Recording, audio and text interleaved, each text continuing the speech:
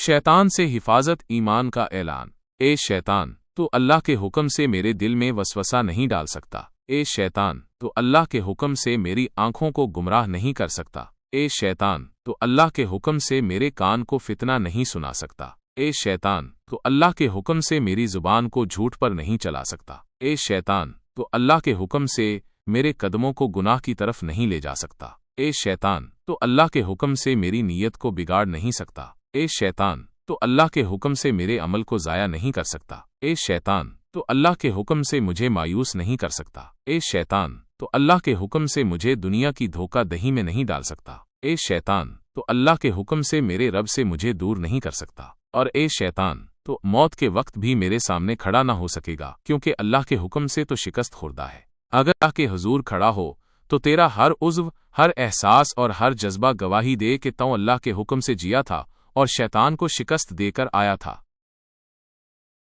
अगर आप रोज़ाना इस अमल को अपनाएंगे तो अल्लाह के हुक्म से आपकी रूहानी कैफियत मजबूत होती जाएगी। फिर दुनिया की कोई भी ज़ाहिरी चीज़ आपके बातिन पर असर अंदाज नहीं हो सकेगी। और जब आपकी रूह नूर से भर जाएगी तो मुझे अपनी दुआ में ज़रूर याद रखिएगा।